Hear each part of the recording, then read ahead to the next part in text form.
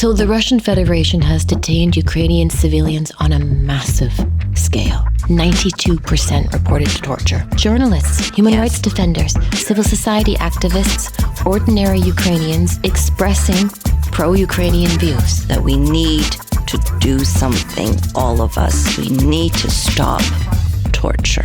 Danielle Bell is the head of the United Nations Human Rights Monitoring Mission in Ukraine and the representative of the UN High Commissioner for Human Rights.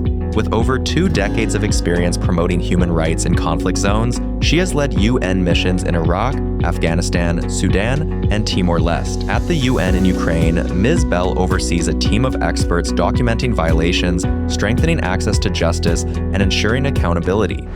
Good morning. My name is Natalka Cmoc. I'm the Canadian ambassador. You're listening to Off the Record. This is a show where we talk with the diplomatic community, mostly in terms of what is going on in Ukraine. And today I have the pleasure to have with me Danielle Bell, who is heading the mission for the UN Mission of Human Rights. I'm getting that mixed up. It's the Human Rights Monitoring Mission in Ukraine. Yes. And thank you for joining us today. Thank you, Natalka. It's great to be here. And it's quite a day today because we were just talking about this. Today is October 10th as we're recording this. And as we're sitting here, most of Kyiv is either without electricity or water. And that's the same pattern across Ukraine in many regions. And it actually was a very devastating night. So everyone who's in the studio is very tired. Very few people got to sleep last night. And in fact, it was a massive strike.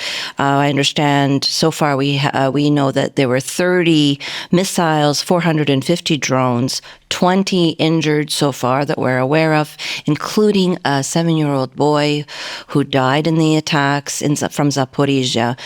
So the topic that we're talking about today is ironic that we're having this conversation today. There are so many atrocities happening in Ukraine, and I was just telling Danielle that Alexander Matvichuk was speaking to us earlier this week. So a lot of very difficult topics. And one last thing I just want to mention that it is very important to note. Today is also World Mental Health Day.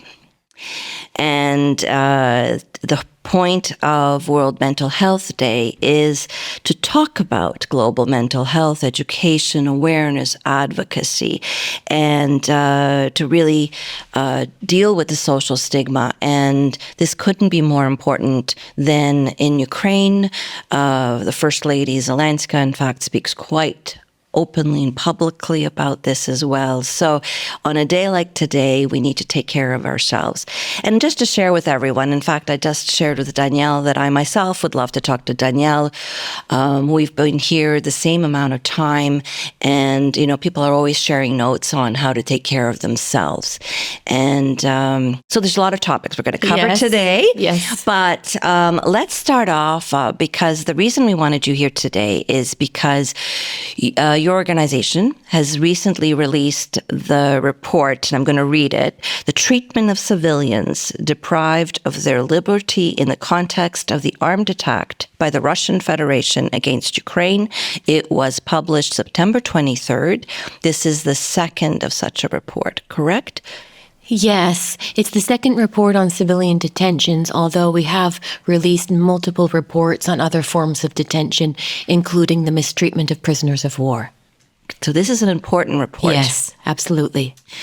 So I have provided, you've provided briefings to the diplomatic community and what's contained in the report and other groups as well. Maybe you could just give us a broad understanding of what's in the report. And just to mention that the link, for those who are interested, the link will be in the podcast comments, so you will be able to read the report yourself. You can read the report itself, and there's also condensed versions of the report and kind of cheat sheets, because the report is a little bit complicated, but please read it. What is the report about? Mm-hmm. The report is about civilians in Ukraine deprived of their liberty. So it covers two categories. It covers Ukrainian civilians who have been detained by the Russian Federation, who are held either in occupied territory or in the Russian Federation. And it also includes mainly Ukrainian citizens who have been detained by Ukrainian forces under national security charges. So those are the two categories. But what it's about, what the report's about, is the treatment of these civilians whilst they're in detention. The bulk of the report focuses on treatment by the Russian Federation because that's where we see the most extreme conditions in terms of systematic and very serious human rights abuses. It also covers treatment by the Ukrainians. So just because I've heard people speak about this, from what I understand, it includes things like people just arbitrarily being picked up on the streets, for example, with no good justification, and then held some for an unreasonable amount of time. Yes, absolutely. Without legal access to legal assistance. So it's everything, right? And so maybe just talk a little bit about some of these stages that you're looking at. So the Russian Federation has detained Ukrainian civilians on a massive scale. And as you said, picking them up often arbitrarily for simply speaking out against the full-scale invasion, for defending Ukraine, for conveying pro-Ukrainian views, but also for suspected linkages or ties to Ukrainian armed forces. So detaining civilians during war is not unlawful. But if you do, there are very strict conditions to follow. And the Russian Federation is not following this. For example, under international law, the occupying power is required to follow international procedures and standards. And to a large extent, to apply Ukrainian law. The Russian Federation is not doing this. Second, there are basic human rights standards that have to be protected, such as the right not to be tortured. A key finding of this report is widespread and systematic torture and ill treatment of Ukrainian civilians by the Russian occupying authorities. 92% reported torture. Third, there are basic procedural safeguards and legal obligations that the Russian Federation is obliged to uphold, and largely they're not. And so when you combine these different factors, not applying the law, combined with widespread systematic torture, combined with dreadful conditions of detention, including lack of access to health care, cut off from the outside world. As you said, Ambassador, some people are disappearing. Yes. So these factors combined mean, in summary, Ukrainians deprived of their liberty by the Russian Federation and occupied territory in the Russian Federation are left outside the protection of law. Yeah, and it really struck me when you did a briefing to ambassadors on this, and it's what I found difficult to accept, or most difficult to accept. Torture would be number one, of course, because that's no system, nothing you do unlawfully ever justifies torture. Yes. So, I mean, people have analyzed aspects of what did they do? Well, it doesn't matter what they did. No one ever deserves torture, and we need to stand firm on that. Yes. But I think the way you spoke about it is that Russia claims that they're applying their own law in the occupied territories against Ukrainians who are not seeing themselves as Russian. Yes. Right? And so they're falling between the cracks. So there, for example, I really like the example you used, that they were traitors because they spoke out against Russia. Yes. But they're Ukrainian resisting the war and occupation. Correct. So Russia is obliged to apply IHL, or international humanitarian law, and in occupied territory, they're supposed to be applying Ukrainian law because it's on Ukrainian soil. They are applying their own laws. Not only are they applying their own laws, they've updated their criminal law in 2023 and 24 to allow for no accountability, or to basically allow impunity for certain acts carried out in the context of the so-called special military operation. So that means the torture of adults is not necessarily a crime. But what is absolutely shocking is the scope and scale of torture that's taking place. Yes, it happens while they're during interrogation. But it also happens throughout the duration of the time that they're kept interned. And as you said, Natalka, it's for expressing pro-Ukrainian views. So, for example, we've documented a case of a man in Crimea who was given a 15-year sentence simply for reposting a Secretary General report, so a UN report on occupied territory. We have people who have been arrested for their Facebook postings for saying Slava Ukraine, for singing Ukrainian songs. They're being arrested, detained. Tortured, and for years. And also for journalists, human rights defenders, civil society activists, ordinary Ukrainians expressing pro-Ukrainian views. Do you have a sense of the scale? Yes, but it's almost impossible to measure because people are being detained and released on a daily basis. So yes, many are being held for a long period of time, but others are being arrested, detained for a day or two, and released. So it's ongoing. Are they allowed to move them? Yes, and so there's two. So yes, they are moving them. So we have many instances, particularly of journalists, civil society activists, those with perceived links to Ukrainian armed forces, who are being moved from occupied territory to the Russian Federation. But in terms of scope and scale, at the bare minimum, the Office of the Prosecutor General has documented over 15,000 instances of unlawful civilian detention since the full-scale invasion. Currently, we've the Office of the Ombudsman, he's documented at least 1,800 current cases. Okay. But we've documented 508 cases in the past year and a half. But the actual number is much, much higher. So these should be considered the minimum. So I'm asking this because, as I mentioned, Alexandra Matvichuk was here earlier this week speaking on the same topic and related topics, of course. So part of what I wanted to talk about today is, what is your organization? How does it work? Where do you get your mandate? Yes. And how do you work with organizations like the Center for Conflict of Civil Liberties? Yes. So we're, as you said at the beginning, we're the United Nations Human Rights Monitoring Mission in Ukraine. We have a specific mandate to document the human rights situation as related to the war in Ukraine. So it's a team of 85. 85. So we have a team of 85 staff. We have offices in Kharkiv, Odessa, Dnipro, and we keep a satellite office in Moldova to help us with the monitoring of the occupied territory, and of course an HQ in Kyiv. But what's unique about our mission is we have full freedom of movement and access. So we're able to go within 20 to 30 kilometers of the frontline areas, which means that we can speak to people such as civilians who have been detained and released. We can speak to them when they return home. Maybe you could describe one of your last missions. What are you seeing? With our missions, we have lots of different types of missions. So, for example, you began the podcast this morning describing the dreadful attack that we had in Kyiv and other parts of the country, including Zaporizhia.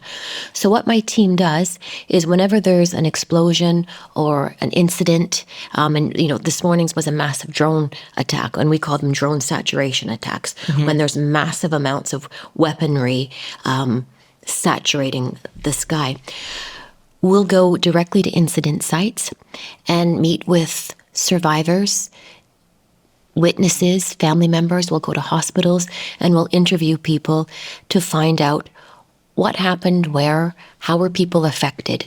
So it's not just death and injury, but we also look at the types of weapons used, the way that weapons were used, were weapons used lawfully or unlawfully? Was a civilian objective directly hit, or was it as a consequence of an intercepted weapon, or a weapon such as a glide bomb that may have missed?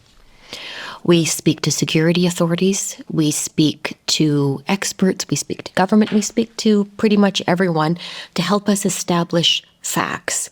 And so what our essential mandate is to put facts on public record so that we can see the trends and the patterns of how this war in Ukraine is affecting people.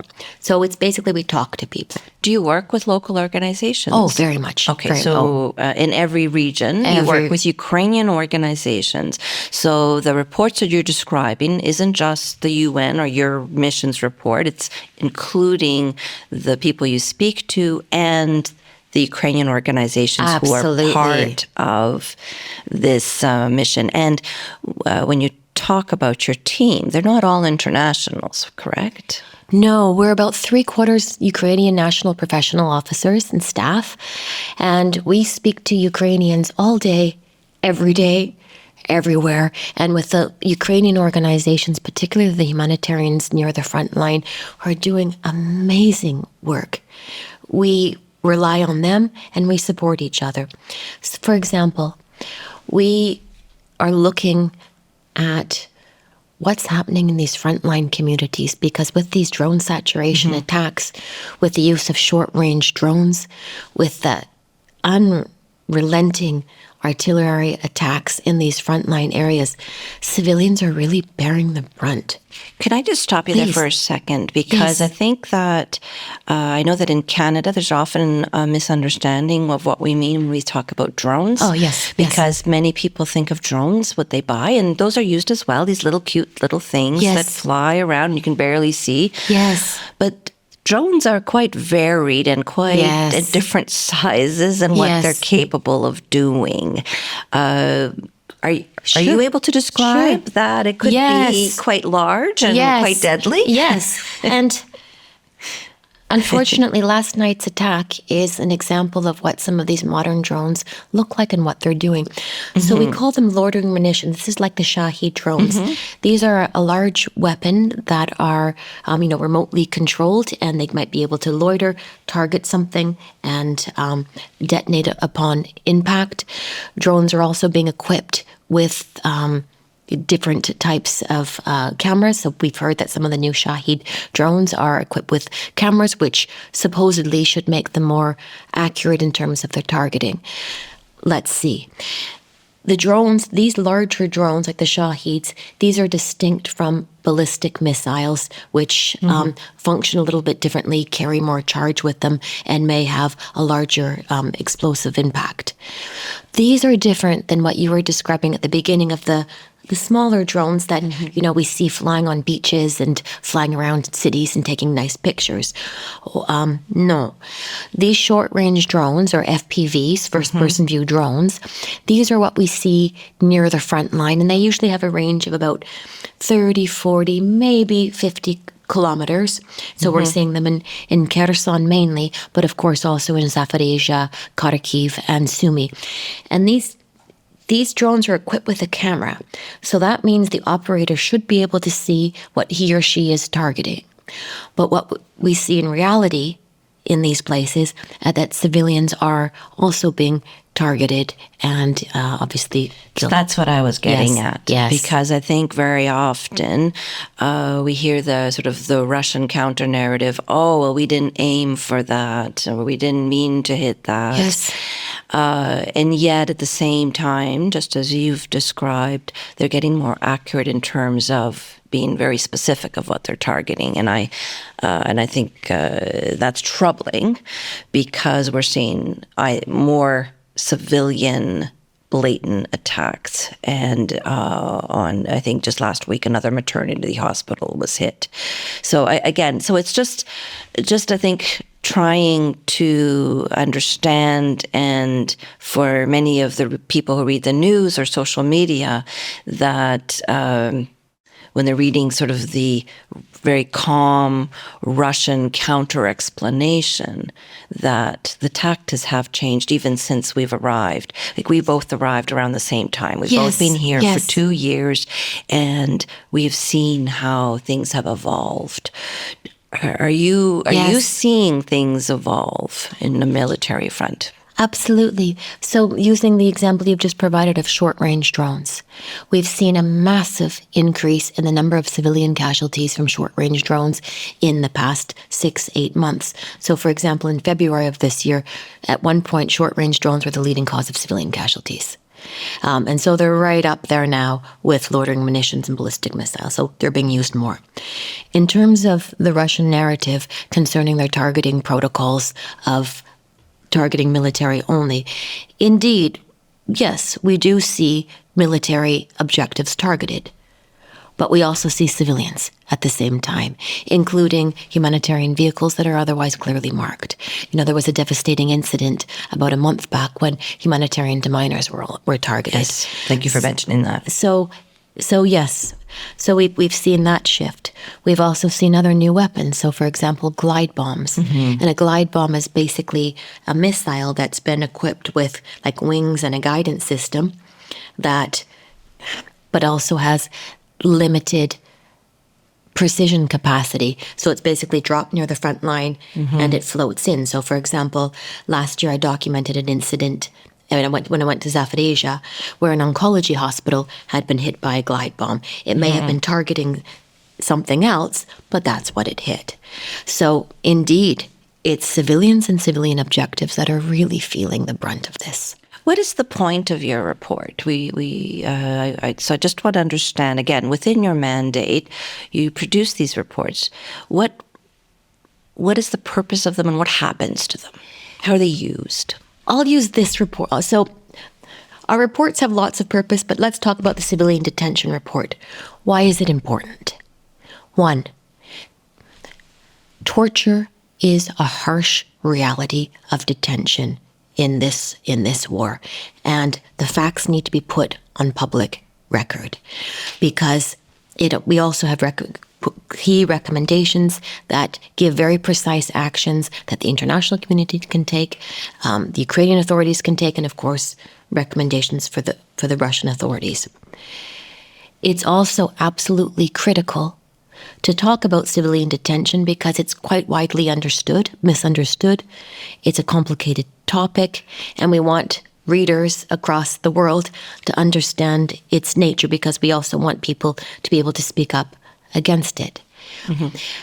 We also want to encourage, by giving the facts, that the release of civilian detainees must be a priority in any negotiation. And at the same time, those that have survived this detention, those that are still there, their families, they deserve for the truth to be known. And of course, the core reason that we write all of these reports is because they support accountability in the future. They have the facts on public record.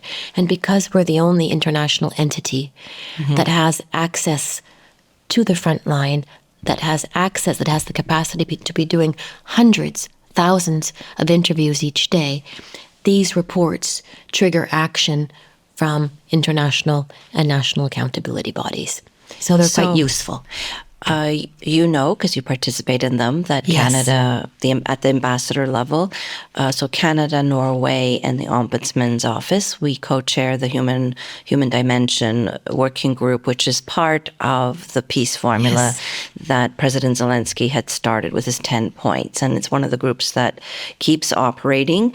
And we have various countries participate, some as members, some as observers, as also organizations that participate, including yours. And you provide information to that group. We're organizing one soon, for example. But we're always looking at ways to raise awareness, start advocacy campaign. How can we use this information? How do we promote this information? I know you cannot provide your opinion on this, but I just want to say thank you, because the information that you do provide means that I can, for example, start a social media campaign, as an example. Yes. And I can quote the report that this is factual. I'm not just coming out with this description from nowhere. It comes from a report that's been verified, correct?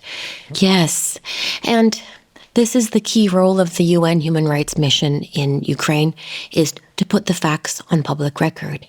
And in doing so, it promotes accurate advocacy, and it helps counter false narratives and deeply politicized narratives that we see coming from different sides. And because when you have one or two, like many people who might have one or two cases giving opinions, that's okay. But sometimes the public wants to know what's true, what's not true. And we provide an independent, impartial, fully verified, to a very precise methodology so that people can trust what we're writing. At the same time, we're reporting on both sides. So yes, while the bulk of this report looks at violations by the Russian Federation, we also look at harm caused by the Ukrainian side in all of our reporting, which means that the UN in Ukraine can be a trusted interlocutor because we are completely independent, which makes us unique. And what we hope by putting the information publicly, putting facts on public record, is it also encourages, as you said, for people to speak up. And we also, all of our reports are published in Russian, Ukrainian, and of course English, which means they get a very wide audience, and they are read in Russia. They are read in Ukraine, and we hope that they're read in Canada as well. I hope so too. So again, we'll put the link to the report and encourage everyone to read it. It's a very difficult topic. I think people do not like to be confronted with this topic, but it's important. And we've talked about this previously. The civilians are perhaps the hardest group because they have the least legal protections.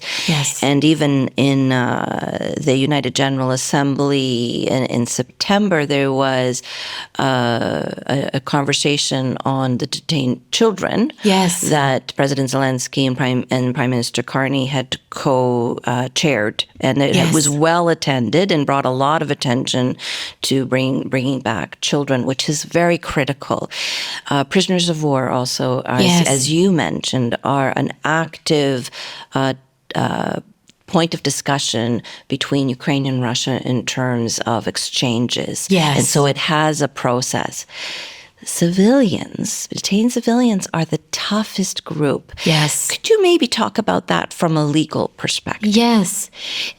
It's really complicated because with prisoners of war, there are measures provided under international humanitarian law for their exchange. And at the end of the hostilities, it's an all-for-all exchange regardless. And during the hostilities, the exchanges are ongoing, as we've been seeing. And this is one area where coordination between the Russian Federation and Ukraine is working. And there's been regular exchanges, as we've seen, and it's working. With civilians, there's no provisions in place under international law for the exchange. They're supposed to be released because you can lawfully detain civilians, but as I mentioned before, that's not happening. They're being unlawfully detained. Not all, but most. So it's really complicated because if we start pushing politically for exchanges, it risks the practice of hostage taking and increases the likelihood of arbitrary arrest, detention, which could amount to hostage taking to populate exchange funds. And so what the core advocacy point is all civilians must be released when the lawful grounds for detention are no longer in place.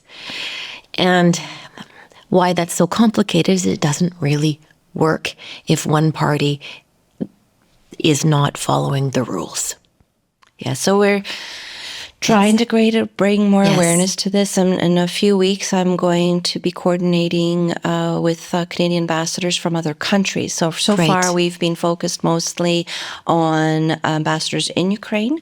And you have kindly agreed to do a briefing to embassies from across. We're going to focus first on the Nordic Baltic countries. And that means that the Canadian ambassador, the Norwegian ambassador, and the Ukrainian ambassadors will bring in each of those countries a group group. Well, you'll have the opportunity to brief them, and we are going to see how do we keep advocating beyond Ukraine on these important issues. So I want to thank you very much for everything you're doing. Before we end, because we don't have a lot of time, I did want to quickly touch, because I forgot to mention in this beginning, that you're Canadian. Oh, from Very PEI, important. From PEI. So really important, because we're both Canadian, we're both the same age. Well, we won't say what age, but we've been here for 2 years. We have a lot in common. And I just before the camera came on, I was asking you, and it's Mental Health Day, so it's a very appropriate question.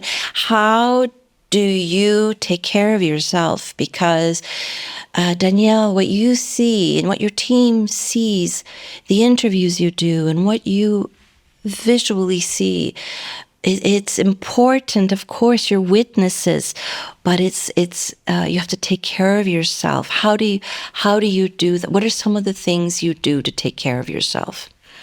I'm glad you asked that, because taking care of mental health of yourself, and the team is absolutely crucial. If we don't have sound mental health and physical health, you can't perform. The first, as leading a large human rights component, it's taking care of my team. My team are really at risk. They are in the front lines. We had an instance a week ago where a missile impacted in the vicinity of our parking lot. It just damaged our cars, but my staff were in the bunker and they're shaken up. Yes. So you take care of each other. For me, how do I take care? Taking care of my team, but I take care of myself. So, speaking a little personally, I'm a yoga instructor. We have a yoga community called English Yoga Kyiv, and it's a collective of Ukrainian and international yoga instructors, and the classes are free or donation-based. Would you mind if we share some of that information on the podcast Definitely. too? In case So we'll someone share wanted to join? we'll share the link. Yes. And so teaching yoga is a good way of staying healthy, fit, but also, and meditation, eating a healthy diet. But I think most important is being conscious that mental health is serious, and seeing these attacks every day and speaking to people who have suffered so horribly. It's very hard on the heart and on the soul. But at the same time, it gives myself and my team a lot of fuel, because the Ukrainians are suffering so much more. The people that are living in the front line, we need to never forget about them and how much they're suffering. So that's a bit of a long-winded way of saying how important it is to take care of ourselves and others. And thank you so much. So I want to thank you, your team. And again, I want to stress the point that because, again, one of my objectives of this particular podcast was to explain what is your organization and why it's important, because